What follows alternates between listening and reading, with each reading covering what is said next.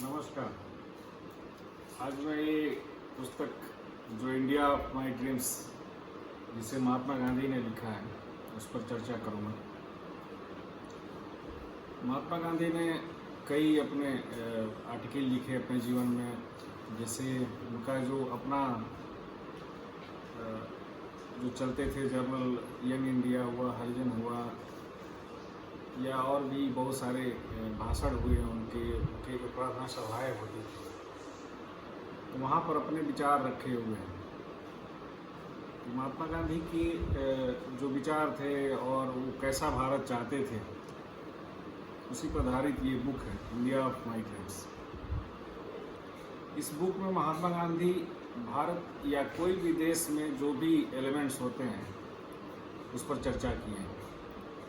जैसे हमारे भारत देश का जो मुख्य जो एलिमेंट्स हैं वो हैं हमारा गांव, हमारा शहर, हमारे देश के बच्चे, हमारे देश के विद्यार्थी, हमारे देश का न्यायिक प्रणाली, हमारे देश का स्कूल्स, हमारे देश के कॉलेजेस, हमारे देश की पॉलिटिक्स, धर्म, वेल्थ, धन, यहाँ पर जो न्याय प्रणाली में वर्क करने वाले हमारे लॉयर्स हैं उनके बारे में, डॉक्टर्स के बारे में, मतलब आप कोई भी एलिमेंट्स ले लें जो एक देश के लिए ज़रूरी होता है, उस पर महात्मा गांधी ने चर्चा किया है और अपनी राय दी है कि हमारा भारत देश कैसा होना चाहिए।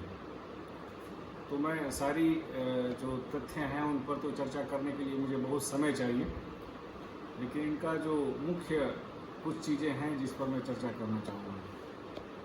पहला, महात्मा गांधी कहते हैं कि भारत गांव का देश है। यहाँ पर गांव ही देश को बनाते हैं, लेकिन हमारा जो गांव है उसमें बहुत सारी तब्दीली की ज़रूरत है। वहाँ पर जब मैं जाता हूँ तो वहाँ पर जो गंदगी देखता हूँ, वहाँ के जो नाली साफ़ नहीं देखता हूँ, वहाँ गोबर के ढेर देखता हूँ, वहाँ के लोगों को बाहर जो शौच करते हुए देखता हूँ, ये सारी चीज़ें जो हैं उनको तकलीफ़ देती थी। और इनका कहना था कि हमारे गांव पर ही हम ध्यान देंगे तभी हमारा देश जो है स्वच्छ बनेगा, हमारा देश समृद्ध बनेगा और कठोर बनेगा, हमारा देश मजबूत बनेगा। तो इसके लिए बहुत सारे सुझाव इन्होंने दिए हैं और अगर हम उसको लागू करते हैं तो हमारा देश सही में बहुत समृद्ध हो जाएगा। जैसे उन्होंने कहा है कि गांव में ही हमको रोज़गार का उपाय करना चाहिए। जैसे हमारा गांव एंशिएंट टाइम में था या अंग्रेज़ों के आने के पहले था, कॉटेज इंडस्ट्रीज़ यहाँ थे गांव-गांव में। गांव के लोग अपना श्रम से जो है अपना सारा खर्चा निकाल लेते थे। वो लोग अपना जो भी था अपना विलेज पंचायत के द्वारा अपना सारे मामले सुलझा लेते थे। तो इनका कहना था कि गांव एक रिपब्लिक हुआ करता था, एक गांव एक रिपब्लिक हुआ करता था। तो आज हमारा देश रिपब्लिक है, वैसे ही हमारा गांव एक गांव अपने आप में एक रिपब्लिक है। वहाँ के लोग जो है सारी चीज़ अपने गांव में ही एक स्वतंत्र रूप से जीविकोपार्जन के लिए हर चीज़ के लिए उपलब्ध की हुई है। लेकिन आज हमारा देश में जो कॉटेज इंडस्ट्री ख़त्म हुआ, हमारे देश में शिक्षा का जो व्यवस्था है वो चरमरा गया, स्वास्थ्य का व्यवस्था चरमरा गया। तो हर चीज़ जो है गांव से दूर होता गया, सुविधाएं, इसके कारण हमारा देश जो है जितना होना चाहिए था वो उतना अभी तक पहुंच नहीं पाया। वेल्थ के बारे में कहते हैं, जो धन आदमी जुटाता है, तो कहते हैं महात्मा गांधी की वेल्थ जुटाना खराब नहीं है, वेल्थ सबको जुटाना चाहिए और वेल्थ जुटाएंगे तभी हमारा देश आगे बढ़ेगा। लेकिन वेल्थ क्रिएटर को चाहिए कि वो अपने आप को ट्रस्टीशिप समझे, वो धन का वो ट्रस्टी समझे उसका, और वो ये समझे कि वो धन उनका नहीं है, वो देश का है और देश के लोगों में भी उसको बांटना चाहिए। जितनी ज़रूरत है वो उतना यूज़ करें, उसके अलावा जो भी उनको बचता है वो देश के लोगों को लगाएं। ये ट्रस्टीशिप जो प्रिंसिपल है उस पर ये कहते हैं कि हमारे देश के जो धनाढ़ लोग हैं उस पर वर्क करना चाहिए। ऐसे ही स्टूडेंट के बारे में बोलते हैं कि स्टूडेंट को बोलते हैं कि उनको पढ़ाई पर ध्यान देना चाहिए, उनको अपने कैरेक्टर पर ध्यान देना चाहिए, अपने जो हेल्थ पर, अपने क्लीनिनेस पर, अपने स्वास्थ्य पर, और सबसे बड़ी बात कि अपने देश के जो कल्चरल हेरिटेज है, देश की जो हमारी जो भी सांस्कृतिक धरोहर है उस पर उनको फोकस करना चाहिए और अपने देश पर गर्व करना चाहिए। भाषा के बारे में महात्मा गांधी बहुत ही सटीक बात बोलते हैं और आज भाषा का बहुत मुद्दा चल रहा है हमारे देश में। तो मैं बताना चाहूँगा कि महात्मा गांधी का कहना था कि हमारे देश में जो मदर टंग है, जो हमारे जो रीजनल लैंग्वेजेस हैं, जो हमारे मातृभाषाएँ हैं देश में कई, उनको संरक्षण की ज़रूरत है। और साथ ही साथ हमको जो विदेशी भाषा है, जो इंग्लिश है, उस पर निर्भर होना बंद करना होगा। आज हमारा देश आज़ाद हो गया है और अपने भाषाओं पर जो है हम ज़्यादा वर्क करें तो ज़्यादा अच्छा। एक तो इस पर एग्जाम्पल भी दिए हैं, जैसे कहते हैं कि हमारे देश में जो पुरोधा हुए हैं, जो हमारे महामानव की तरह हुए हैं, कबीर, रहीम, जो तुलसीदास, सूरदास, ये लोग एक हुए, और एक जो आधुनिक के युग के जो महामानव हुए हैं, जैसे राजा राम मोहन राय, तिलक हुए, या ईश्वर चंद्र विद्यासागर हुए, स्वामी विवेकानंद हुए।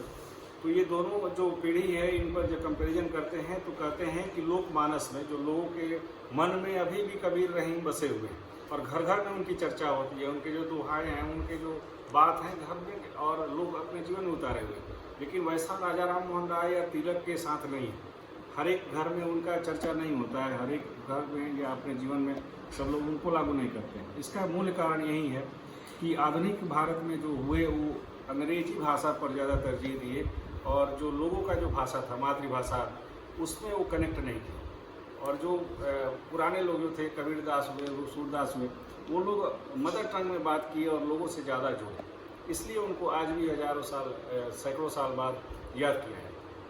तो लैंग्वेज के बारे में इनका कहना है कि हमको अपनी मातृभाषा पर ध्यान देना चाहिए, और साथ ही साथ एक बहुत बड़ी बात कहते हैं कि हमारा एक राष्ट्रीय भाषा होना चाहिए जो हमारे पूरे देश को जोड़े। तो इसके लिए इन्होंने सुझाव दिया है हिंदुस्तानी भाषा, आप उसे हिंदी कह सकते हैं। लिपि इन्होंने सुझाव दिया है कि लिपि या तो देवनागरी हो सकता है, या उसका लिपि जो फारसी, जो उर्दू लिखा जाता है, वो भी हो सकता है।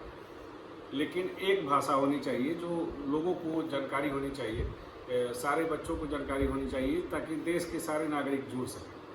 तो लिपि कोई भी हो सकती है, लेकिन एक हिंदुस्तानी भाषा इन्होंने सुझाव दिया है। इसलिए सुझाव दिया है कि ये भारत के 40-50% लोग बोलते हैं, और कुछ हिंदी जो है दक्षिण भारत में भी लोग बोल लेते हैं, बंगाल में भी जाइए वहाँ भी बोल लेते हैं, पंजाब में जाइए वहाँ भी बोल लेते हैं। तो हर जगह कुछ लोग बोलते हैं। तो इसको बढ़ाना, इसको जो है हिंदी को अपना भाषा, राष्ट्रभाषा बनाना थोड़ा सा आसान है, इसलिए इन्होंने सुझाव दिया है। और इन्होंने कहा है कि इंग्लिश तो बिल्कुल भारत में हमारा ऐसा भाषा नहीं होना चाहिए जिसमें लोग बात करें या लोग उसको अपना भाषा समझने लगें, क्योंकि इंग्लिश में हम लोग जो जनमानस है उससे कनेक्ट नहीं करते।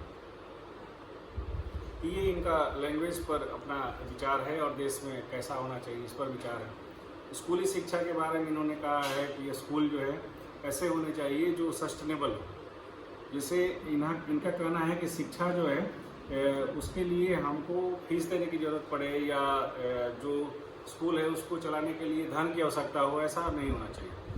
जो बच्चे हैं वो उनको उसी समय से आत्मनिर्भर बनाने की कोशिश करनी चाहिए। हमारे जो स्कूल हैं उसमें ऐसे प्रोफेशंस और ऐसे स्किल्स जो है स्टूडेंट्स को सिखाने चाहिए, जिससे उनका उसी समय से जो है धनार्जन होना शुरू हो जाए। जैसे कॉटेज इंडस्ट्री का सुझाव है कि बच्चों को बचपन से ही जोड़ देना चाहिए उससे।